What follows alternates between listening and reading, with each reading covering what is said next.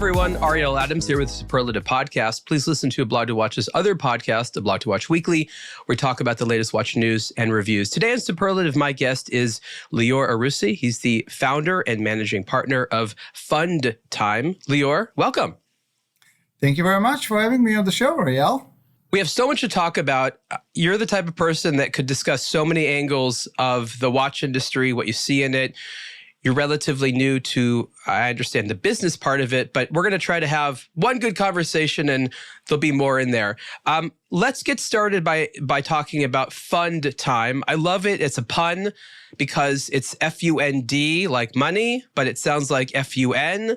And when I saw this name, I realized this is a guy who understands this is the recreation industry. There's so many people that come in here thinking this is like banking, and they get all buttoned up. And this guy understands immediately there's a leisure element to that. So that's the first thing I noticed about you before we chatted. We've obviously chatted before.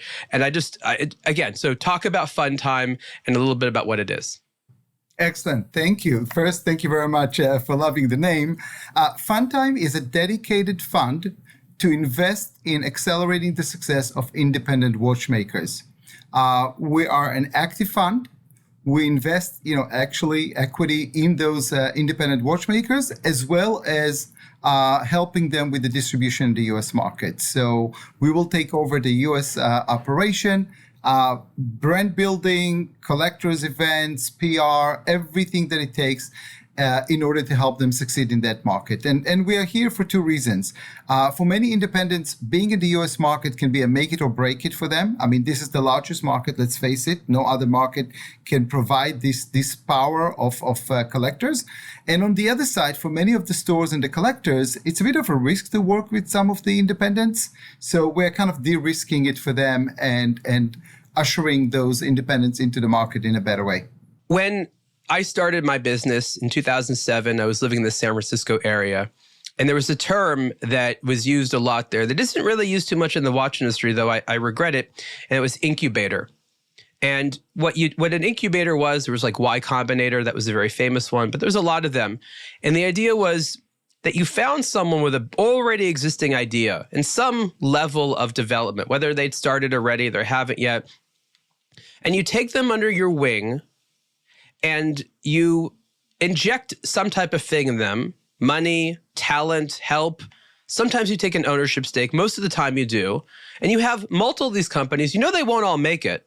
But the idea is that with your help, they should be able to grow, and you help give companies with a good idea a chance. A tech incubator is a bit different than a watch brand incubator. And of course, it's not a one-to-one comparison. But would you agree that's within the sort of same mentality of what we're talking about, the sort of Silicon Valley incubator, and you're lending part of that notion to the watch industry?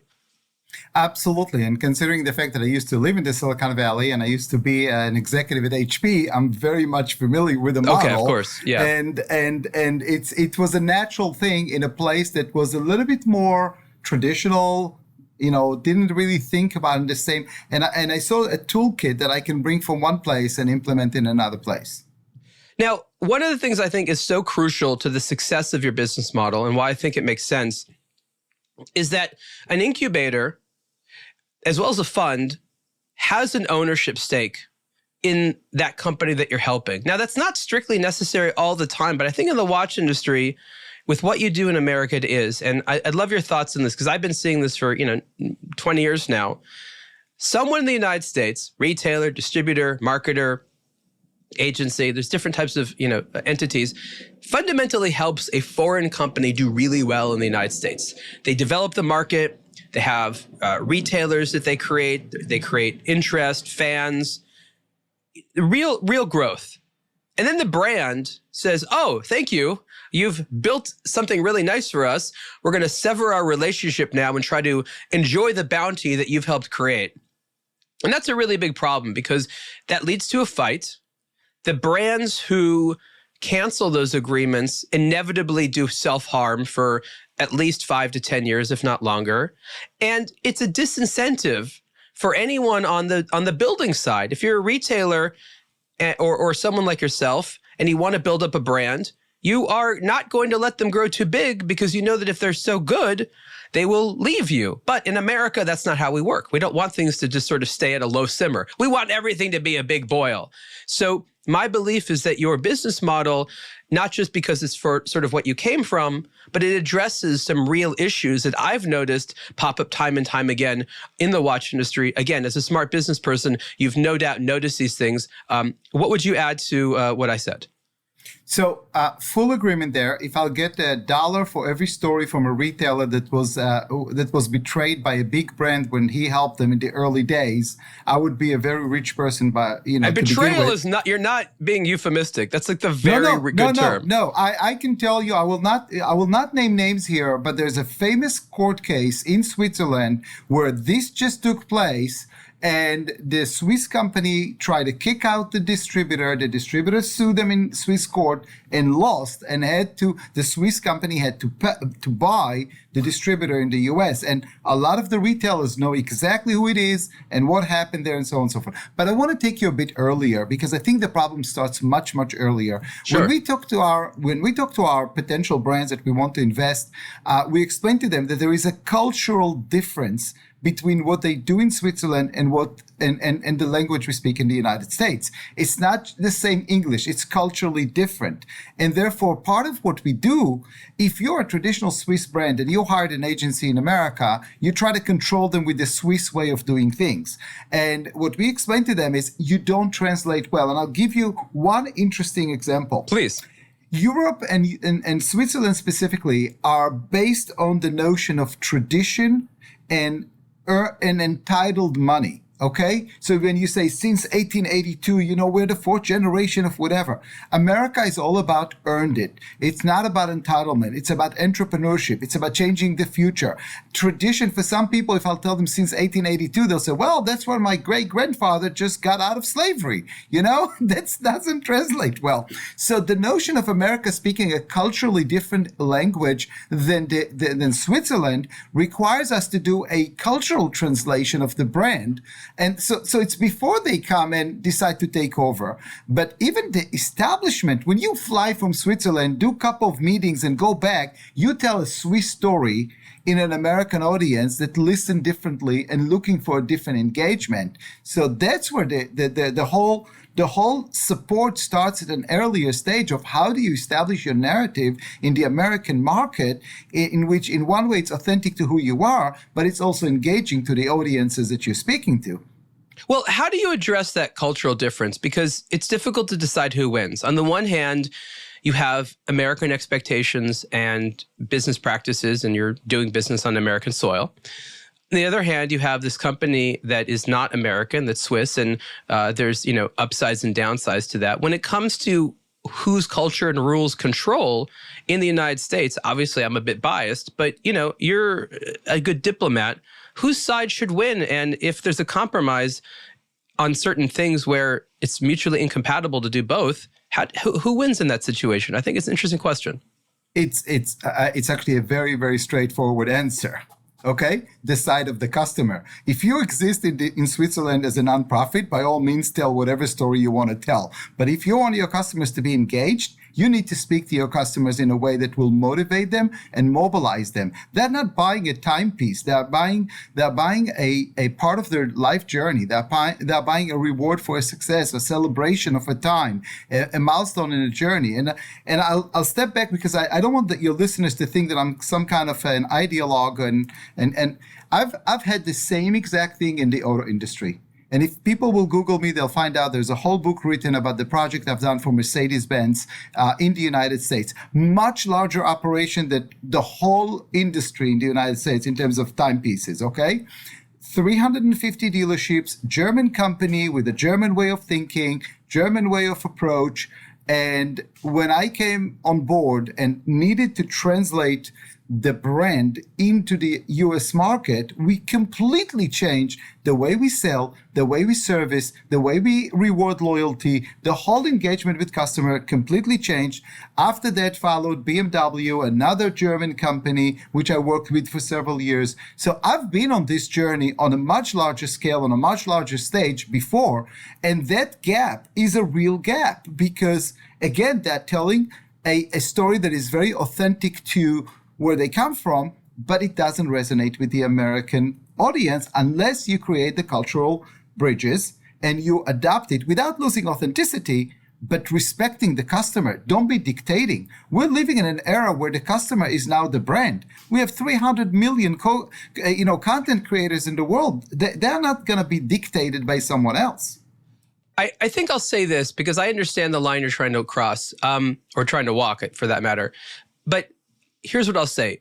In my experience, people from Switzerland or France or other related regions that are heavily invested in the luxury watch industry, if they come to the United States and they live here for any period of time, their mentality inevitably shifts to the Swiss way doesn't work here. Like, people like the Swiss products, but the sort of French-Swiss luxury mentality about exclusion, the closed maison, you have to sort of like earn the right to do business with us, we're older and more important than you. While there's importance to that narrative, asserting a particular type of, we'll call it transaction approach to Americans does not work. So those Swiss and French people who come here for any period of time gradually realize that that sort of old world way, while it has narrative value, in practice is going to be inferior to what you're saying, which is let's meet the American consumer where they are. I'll respond to it and build on top of it. There's a set of people in the United States with inferiority complex who might be receptive to this level of attitude, but the majority will absolutely reject it upfront because America is all about trailblazing, building new things, being the entrepreneurs. We're not here to be dictated by anyone. And if you're going to come with that attitude here, again, you will capture some people. But the attitude of this is a privilege to do business with us, I think that some brands, by the way, in the watch business have crossed the line with the scarcity management. It's a joke, and they are alienating people. And I think what we are seeing with the interest in the independents is a declaration of independence from the tyranny of some of the big top guys who are playing games like they control the world, and it's a privilege to do business with them. No way customers are going to sit and accept it. I want to bring a concrete example of what you're talking about. Maybe you have your own ideas, but there's, I think, a very good example that demonstrates the absolute difference of opinion between the American perspective and the Swiss perspective. An American consumer wants to go in and transact on their own terms. They want to go in and basically say, I would like this, I would like to do it this way, and if I'm interested, I want to buy today.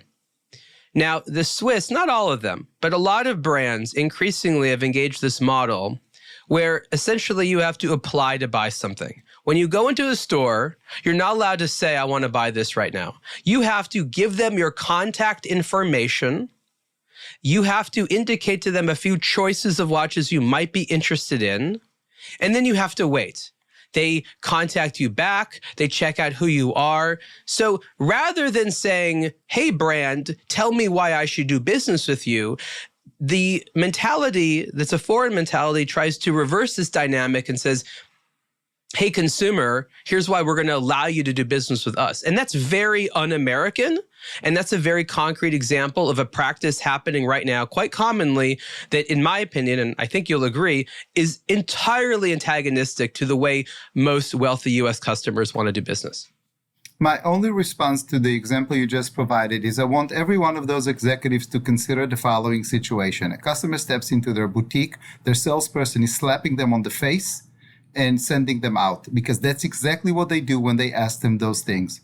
And I have to tell you, I'm going to step back and give you an example again from the Mercedes, much larger scale, much larger situation. It used to be that the salespeople had that attitude. It's a privilege to buy a Mercedes. You'll take whatever crap we're going to send your way because we have to do it, because that's what you want, and we control the situation. And we completely reversed it with the following. Okay, during our project, we tripled profitability across the whole US network. Tripled profitability, double-digit growth, and number one in customer satisfaction, all at the same time. We have proven that the old mentality of it's a privilege to do business with us, although you made money, you did not make as much money. You left a lot of money on the table because of that attitude, and customers refused to pay your prices, and they would negotiate. It will become a much, much more difficult interaction. That's what those executives do not understand. They think that if they can play with scarcity by insulting individuals who have earned their money in the hard way, and they want to celebrate time and they want to celebrate milestones in their lives, there's no bigger insult. Now, I won't, if I may, just to give you a little bit of interesting perspective. A couple of years ago, on April 1st, Damien Hirst, one of the top contemporary artists in the world, issued a message on his Instagram saying, I just installed a digital spin art in my website. Go create your own art. I will produce it, I will sign it, and I'll sell it to you for $5,000. The art world thought it was a joke. The guy made $10 million in 10 days. And why was that? Because what Damien Hirst understood is that the customers are moving towards what we call co-creation. They are a brand themselves. That's how they view themselves, and they want to collaborate. I'll take you now into a simpler example, which a lot of us know in the United States, but the Europeans do not, which is the Coca-Cola freestyle.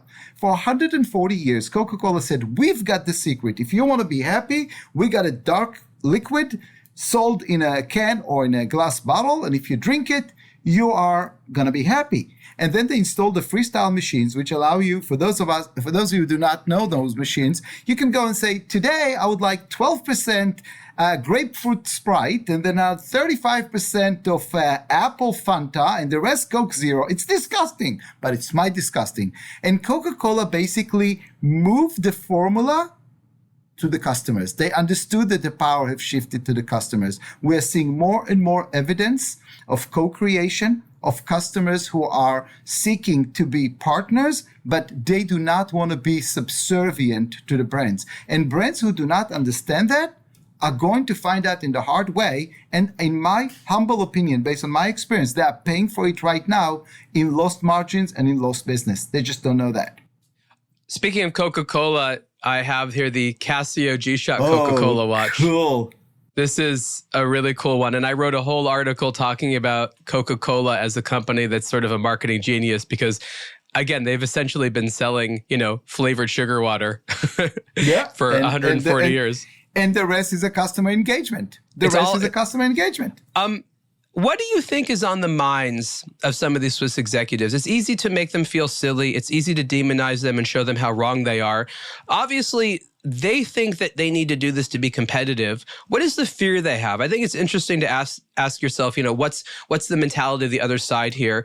I call them greedy all the time. And I have no shame about it because they are very greedy. But anyways, Ariel, please respond. I think it's a combination of a couple of things, and I'm going to start with compassion. They've not seen anything else before. They've never done it that way. It's not in their toolkit. I can tell you that when I had to train German executives to speak to customers in a certain way, they were vibrating. They were hyperventilating. That's not what they saw from their boss. That's not what they saw from their VP. First and foremost, they don't know any better. And the second thing, and this is the biggest message that I have to all of them, lifetime value. You're measuring the wrong number. I am upset each time that I'm stepping into the same brand boutiques and they ask me to fill up information like I'm a brand new customer, even though I own from that brand over 100 pieces between pens and watches. Come on. Lifetime value is the way to measure a customer. And the moment you'll understand what lifetime value is all about for you, you'll understand how much money you're leaving on the table. You're running the wrong strategy. You're doing transactional strategy, not lifetime value strategy. That's where it starts. So compassion, number one, they've never seen anything, so it's not in their skill set and it's not in their toolkit. And third, they're measuring the wrong thing because they're measuring me one transaction at a time, as opposed to saying, Lior owns X amount of watches, he's buying X amount of watches, and I want to build the relationship so Lior will stay with my brand or with my collection of brands, because some of them are conglomerates. They don't think about me as a customer. They see me as a buyer of a single product. That's where the problem is. The greedy part, I think, is an outcome of the fact of, now that I don't know how to engage with my customers, how can I squeeze them for all I can because I don't know any better? Now, I think what's interesting is that this is a big shift. It used to be that watches would be imported into the United States, and there was a lot more freedom. There was distributors, there was retailers. They could decide for themselves what to do in the market, how to advertise it, how to sell it, all the things that I think are correct within a capitalist environment. And what I mean by that is the actors in the market decide. The people selling it, they have the incentive to do so. They make decisions that are best for the market because they have the most to gain. And we've transitioned to this model where people are making decisions from afar.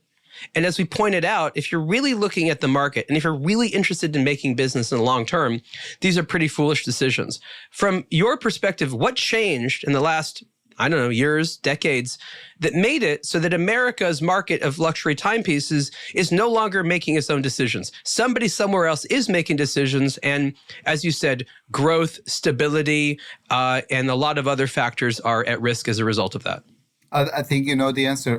Public companies with short-term thinking, trying to cut costs at the expense of their products and experiences. That's what happened. And I cannot tell you, with my previous life when I had my consulting business, we've done over 400 transformations of some of the largest brands. I cannot tell you how many times we were called into a situation where the company cut costs, and eventually said, okay, the global market is going to use one ad that we produced in either Germany or Finland or whatever, and just do subtitles. And what a great way to lose your customers, because the cultural relevance in Japan is very different than the cultural relevance in Saudi Arabia or in Germany. But short-term thinking, they're milking the products with a short-term mentality. Take a look at the assignments of new managing directors for some of the brands. They're turning within 2 years. They don't have enough time to even put a vision in place. When I started studying Richemont as an entity, and Richemont's a company that I have a good relationship with, but I'm very open about what I think is problematic in the conglomerate model. But when Richemont started acquiring watch brands, my understanding is they saw these companies as kind of set. They have their IP, they have their customers, they have their factories. We basically just keep them going, and people just keep going there to buy watches. What they did not understand, from my perspective, is the amount of ongoing research and development innovation. Even though this brand is 100, 200 years old, whatever, it still requires the same level of marketing and product development investment as a brand new company. And so what happened is they never took into consideration how much money needed to be reinvested and how much flexibility, agility, and freedom both the brand and the markets needed to make decisions. And so while they tried to buy these stable assets that would keep giving them ongoing money through purchases, these corporations have actually taken on investments they don't fully understand, require more agility and investment than they initially believed, and they're not cows they can milk, in other words. They have to keep training them and reinventing the market all the time. How would you respond to that? Do you know who invented the cell phone? The cell phone? Yeah. I don't know, the Swedish or something? No, Motorola in 1983. The Dynatec 8000X was the first cell phone, the brick, if you remember it. It was an hour and a half. I just keep thinking of Ericsson and Nokia. I don't know why. No, just listen. And then Motorola in 1983 charged $3,500 for that wonderful device with 1.5 hours of battery. And they thought they won the lottery. So they thought that they got a model, and now and for 11 years, they produced the same model with small tweaks. Guess what? Wow. What was exciting in 1983 became pretty annoying in 1993. That's when Nokia came and took over. Nokia got it to 43% market share worldwide, and then lost it to BlackBerry. And then BlackBerry lost it to iPhone. What's happening here? It's the same pattern. You take your customers for granted. You don't evolve faster than the customer. Eventually, somebody else will evolve. And the mistake you just described is a classic mistake of thinking that when you have one successful product, it's a recipe for lifetime success. It's not. It's a milestone. Congratulations. Ask the question, what's next? Ask the question of not how do you repeat yourself, but how do you reinvent yourself? Your customers are trusting you, but they're not trusting you to be boring and annoying. They're trusting you to reinvent constantly. And it's a temptation of companies to believe that they've got some kind of formula for success that will last forever. No, it will last for the next 2 years. So Motorola lost it to Nokia. Nokia lost it to BlackBerry. BlackBerry lost it to iPhone. iPhone is being challenged by Samsung. It's a classic circle of life when companies take customers for granted. That's what you described. Now, let's look at the other extreme, because in the Richemont, in the corporate group, we'll call them the structure, there was a very real benefit to the brands, right? The idea was you focus on your regional placement.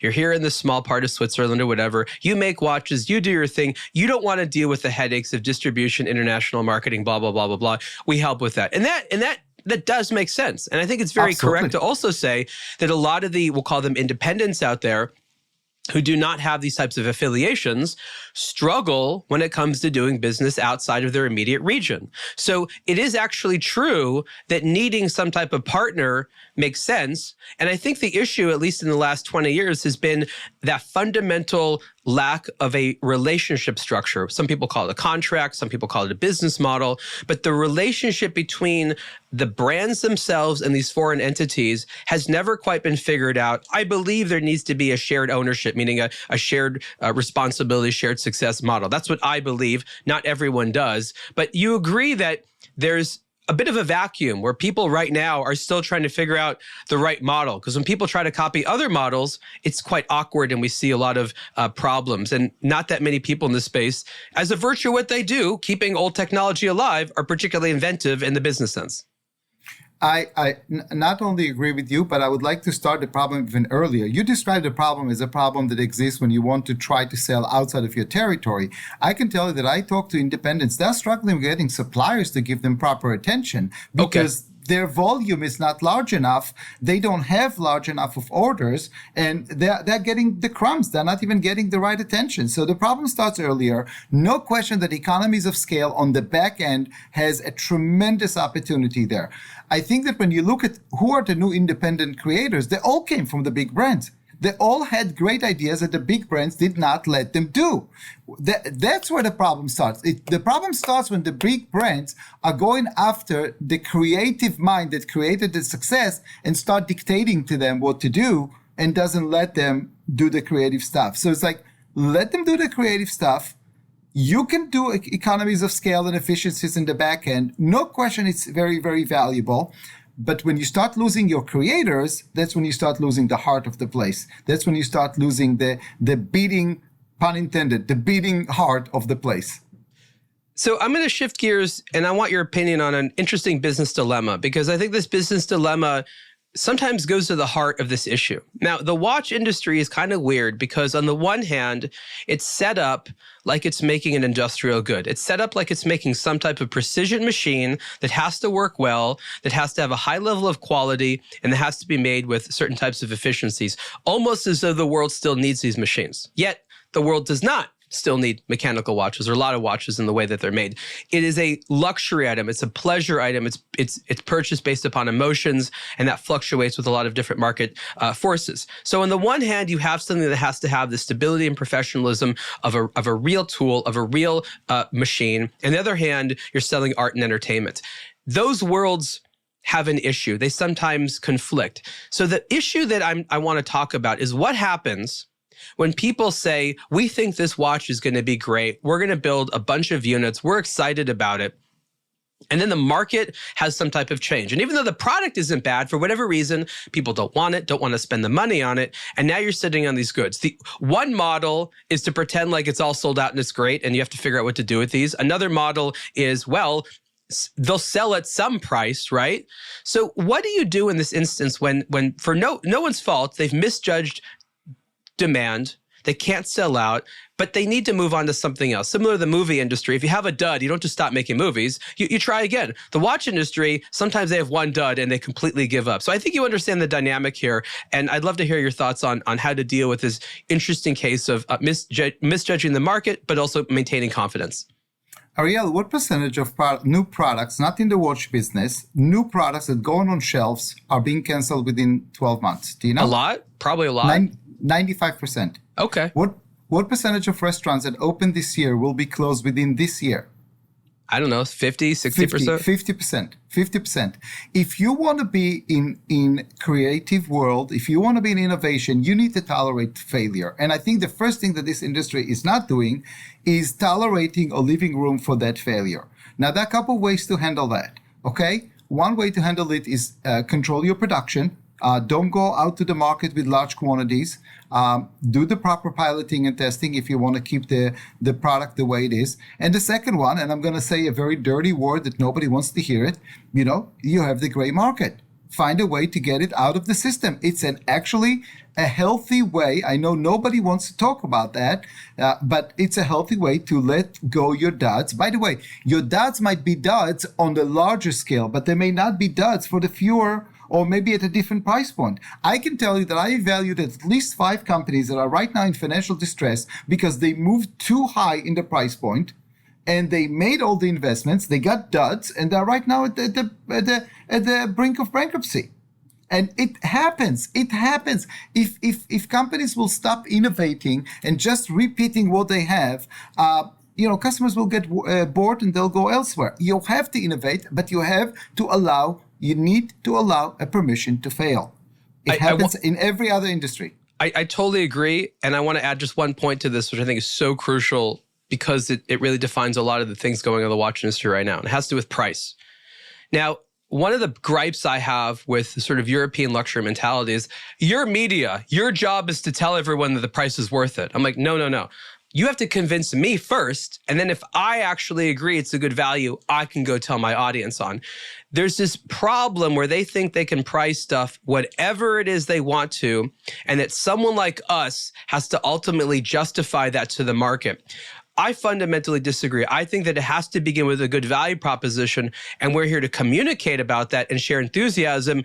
We are not someone who in a vacuum can convince people to buy something which is overpriced. That's not the role of partners, which is salespeople, media, distributors. It's ultimately the responsibility of the brands, and I'll use the word, to be competitive.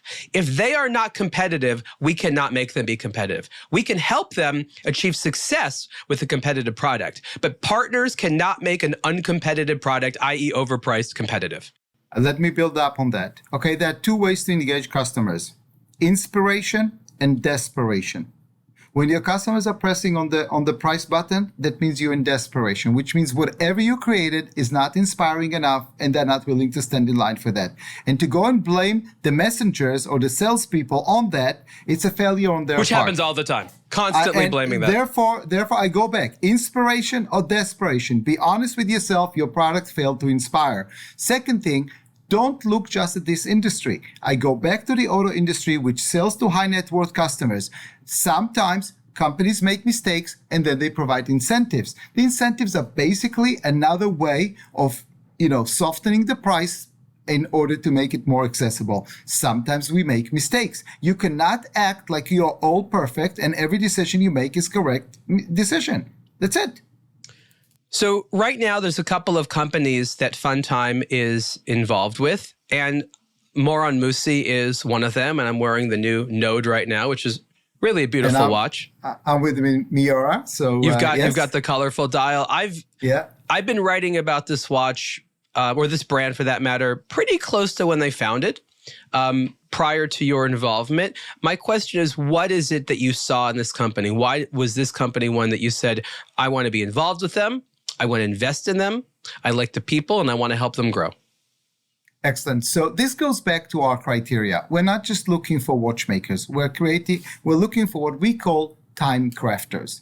Time crafters are people who understand their customers and not just trying to sit in a mechanical way, as you described it, and create pieces that nobody understands. In our criteria, we look at, do they have enough of a breadth of a collection? Do they have a vision? Do they have a distinct identity? But then we look at, do we have people we can work with? Are they going to listen to us? Are we going to form a great relationship? And we found that with Christophe. I mean, Christophe was open and listening and so on and so forth. Do we have people that can grow, and is there enough potential in the market? But then what is the authentic story behind it? Is that story we can tell our people? Because let's face it, if you need to tell time, you don't need a timepiece, okay? The timepiece is serving a different purpose. And that's when we need to understand what purpose does it serve and for which clientele. We actually, before we invested in them, as we do with every company that we consider, we created specific personas. We tested those personas to see what their needs are, what need do I fulfill in their life as that we can that time represents for them that will make them buy it. The other brand besides Morand, which we are very, very proud of, and we installed recently 2 brand ambassadors, Ryan Lochte, the 12 times Olympic medalist, and Thule, who recently got married, playing for the LA Chargers. We've done a major campaign on events and so on and so forth.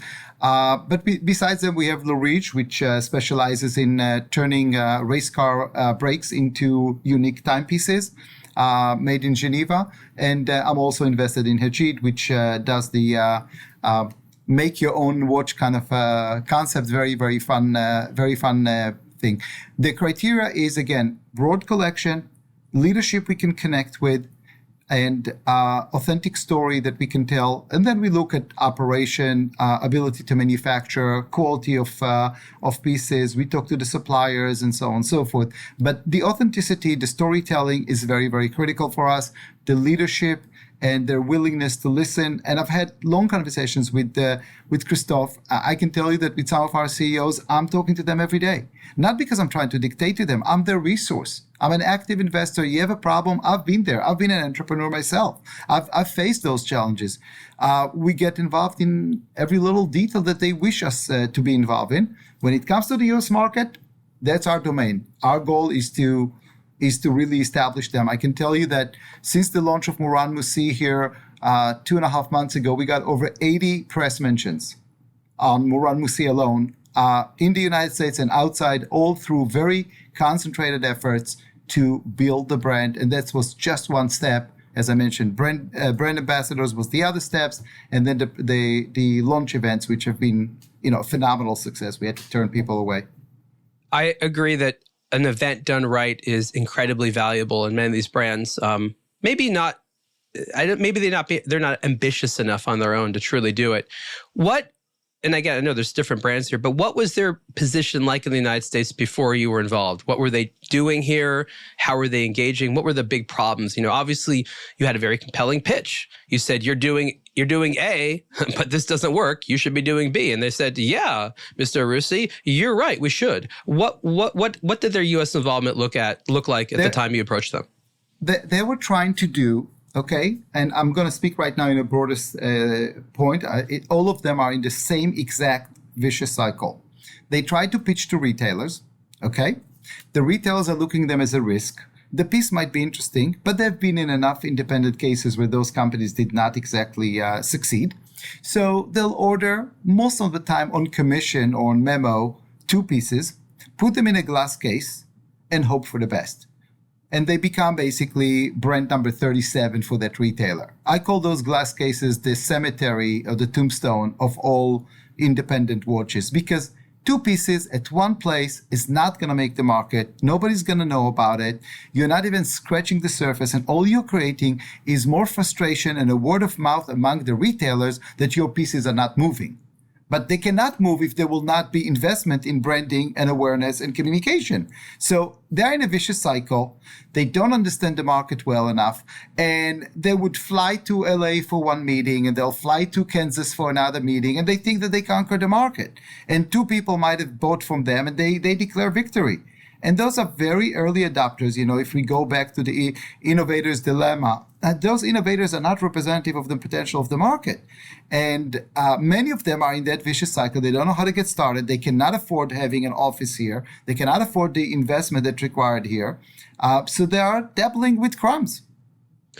There seems to be a built-in naivete, because what we see a lot is the brand fundamentally, I guess you could use the term, biting off more they can chew. They want to participate in the United States market. They recognize it as being important, but they shun away from even the small investment required to get started.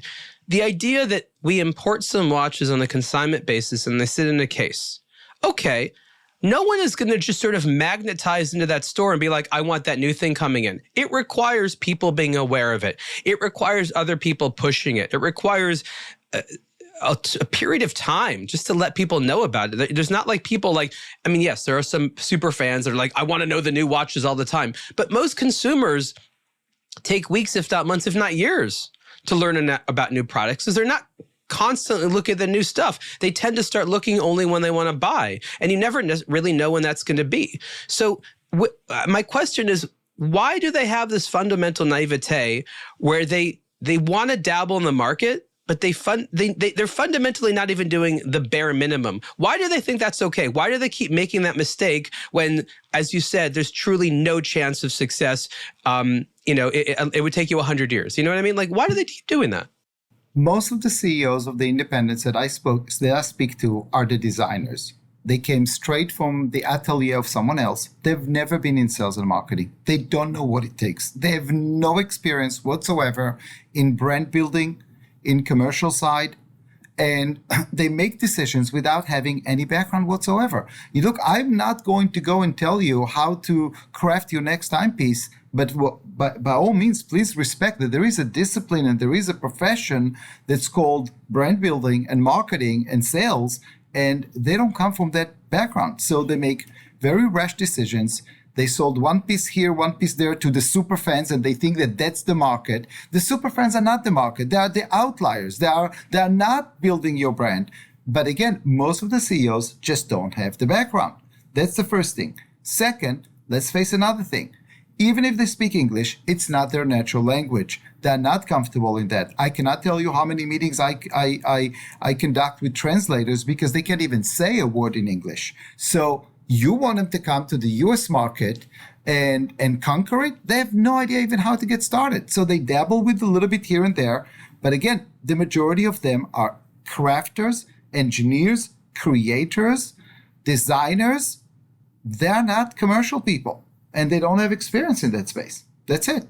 I think it's really important to bring up the fact that they don't have experience in the space. And I've seen a lot of these guys have a great product idea or maybe a great skill. They're artistic in some way. And money is being thrown at them. This is an interesting thing. They get a lot of what we'll call commercial offers. Most of them are a trap.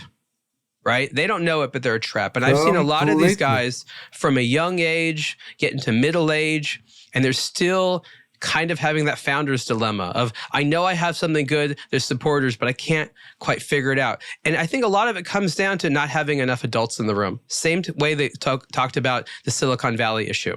There's some young people with some great ideas, but they're overconfident. They think that they can put a watch together, they can put an international business together, and that's not true. Let me tell you, I have to tell you this story. At Watches and Wonders, I was sitting with a new brand. The designer is brilliant, absolutely brilliant. And his commercial director is sitting there with complete arrogance saying to me, I don't need any money. I have this Russian oligarch who's financing us and we have endless money and so on and so forth. And I listened to him. I was very, very respectful. I kind of like, okay, thank you. It's not fair. He's like, why aren't you responding? I said, let me explain to you why I'm not responding. Your oligarch already has a winery and probably has a brewery and probably has a super yacht. And now he has you. You're a toy. And at best, you're a tax deduction. You're just the more recent bragging opportunity for him. He's not interested. He's not working hard for you. And you're not working hard because you have an endless check.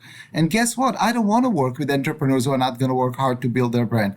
I'll be giving my time, roll up the sleeves for any one of the entrepreneurs that I invest in. But for heaven's sake, don't come to me with silly money that is here today and all it is serving a tax deduction for some billionaire. That's not a way to build a business. I'm sorry.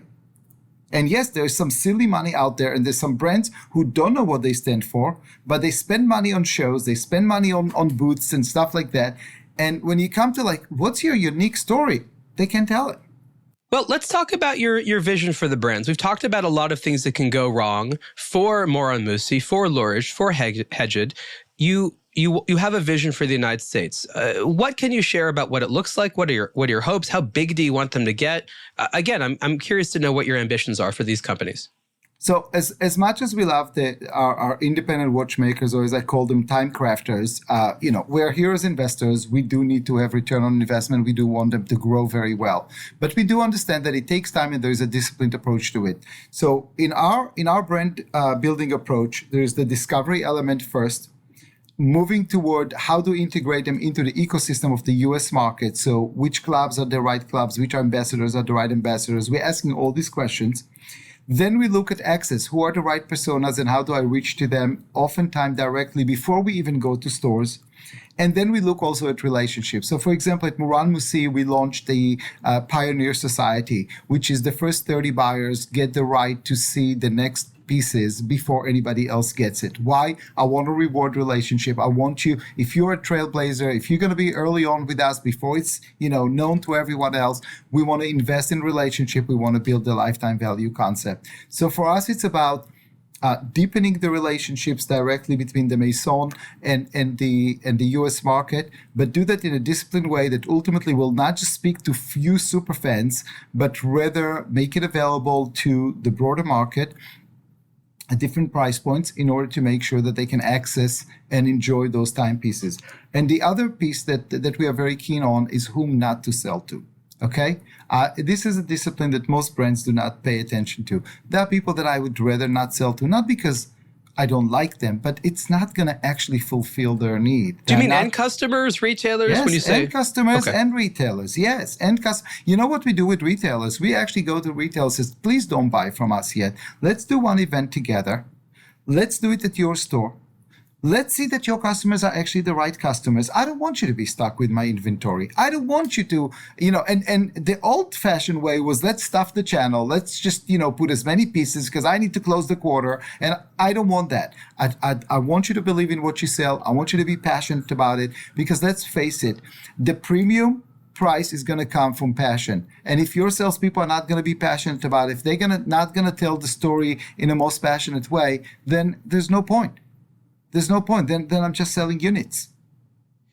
What you're talking about is so important, but it extends so far beyond I'm imagining what product the people want. A lot of these brand people come from a background where the product does everything. The product explains what the brand is. The product is what sells the consumer. The product was ultimately legitimizes you. The mentality, and you see this a lot from the high-end German watchmakers, for example, is the more we put into the product, the more the consumer will appreciate that and then, see us as serious as we actually are. And I think that's great. But the problem is that requires a motivated consumer who cares a lot and a competitive marketplace that's not so crowded that someone can naturally find your message and actually take the time to fully engage with it. So what I have found is that even though you have to have all that, you have to have a great product and you have to have a great, brand story, that alone in today's competitive marketplace simply is not enough because so many brands have it. So many brands have a nice product. So many brands have a cool story. That is not enough because there's just not that many consumers that have that much funding. The requirements to actually secure their purchase dollars requires more competitiveness than just that. Let me respond to it. First of all, great product is a table stakes. It's not the end game, and that's where the problem starts. They think that if they created a great product, people will just line up. No, the emotional engagement, the emotional signature is the critical piece. If the customers does not see themselves in the product, then you miss the whole point. I'll give you a very interesting example. When you, after our project at Mercedes-Benz, one of the questions that you would be asked in the dealerships when you come in is, what is your favorite song? Now, that's not usually a question you would expect for buying a car, right? You would expect a question like, what's the engine like and so on and so forth. Let's face it, most of the customers cannot even explain what's in the car that they're driving. But when we asked them the question, what is your favorite song? Here's what we did. The moment they showed up to get the keys, they purchased the car, we will blast the whole dealership with their song. For many people, by the way, it was I Did It My Way by Frank Sinatra. And they would start crying. And the dealers will call me and say, The guy is crying. I said, yes, these are tears of emotional engagement. But why is he crying? I tell you why. Because at the lowest of the lowest moments, when he had to dig himself out of the situation, he listened to that story or to that song, and now he's celebrating it. So we created an emotional signature. This product now represents something in his life. It's a milestone in his life, in his journey. It's not just a car anymore, and they will become loyal. And that's just one example. So emotional engagement is the one thing that I would say the Swiss watchmaking world does not understand. And they just sell pieces made out of titanium, gold, or stainless steel, as opposed to asking the question, how do I create an emotional engagement? Because the premium is in the emotions. And that you need to learn how to evoke that emotion. And I'll tell you more than that. If you create a great video on YouTube or on Instagram, that's just a trailer. But when I come to the store, if that salesperson does not speak with the same passion, you just betrayed me, because I saw the trailer, but the real show comes when you unveil the watch for me. And if that salesperson is not translating that emotion to that moment of me uncovering or discovering that watch, you just fell flat on your face. I want to comment there in a slightly different way, but you brought up such an important point about what I call expectations. And a lot of brands right now, either directly or through the influencers that they hope boost them up, the Rolex and Patek people, they create a false expectation. They say, when you own our product or when you come engage with us, this is what you're going to experience and feel. Yet the reality is, after they go to the store and buy the thing, it doesn't pan out that way. And I think that goes to exactly what you're saying. Sometimes the brands do it themselves. Sometimes they just allow other people to do it. But there's a real follow-through problem where brands are not, as you said, considering the full experience. Now, I think the most important thing to talk about this is understand what the other side is thinking. I think a brand might be hearing this and saying, yes, Lior, that all sounds good, but our margins are so thin. Who pays for all this? So I think that's the next question. You're absolutely correct. All of this is necessary, but how do you build it into the economics so you don't have to increase the retail price of the watches even more? For 3 decades, I work with brands on improving their profitability. We measured, success with customers, not based on the old 4 Ps of marketing, which is product, placement, promotion, and price, which is what most companies are operating. These are concepts from the 60s. You know what? With all due respect, customers have evolved since then. We measure them based on 5 Ps. Strong preference for the brand, premium price, the ability to get premium price, portion of budget, what portion of the total budget are we capturing, promotion to others, are they actively promoting, and permanence of relationships. Every project we did was based on moving one of those levers. Now, let me take you into this following situation. When I started to work with Mercedes-Benz, you could go on the web, put the VIN number of the car you want, and you can tell exactly how much the dealer paid for it, which means the salesperson has zero leverage with the customer because the customer knows their price. That was the level of transparency we were dealing with, and we tripled profitability. Read the book. It's called Driven to Delight. This is exactly what I've done on a much larger scale in an industry with margins that are much thinner. Go check what are the margins of car dealerships. You'll understand. Much thinner, full transparency of pricing, of wholesale pricing, and we tripled profitability and double-digit growth. This is an excuse that people say, if you start by understanding the lifetime value, you'll go backwards. In the case of Mercedes, the average customer at the time was spending $50,000, $60,000 on a car. I showed them what the lifetime value was, which was at the time $1.5 million. And I said, how would you treat a $1.5 million customer versus a $50,000 customer? And the moment they understood that they're leaving money on the table. Every company I worked with in consulting was exactly the same way. They think product, therefore they think transaction. They don't think lifetime value. When you understand lifetime value, you will be holding yourself and ask, how do I build a relationship with this person so I can capture all of his budget or close to all of his budget and not just a very small fraction of the budget? Let's end by talking about the US market and we'll call it assessment of it. And I think what I want to say is the context here is that, first of all, From a numeric standpoint, the United States is the most important market in the world for luxury products, including timepieces. Doesn't matter how unstable or how crazy you think things are in the United States, it's worse elsewhere.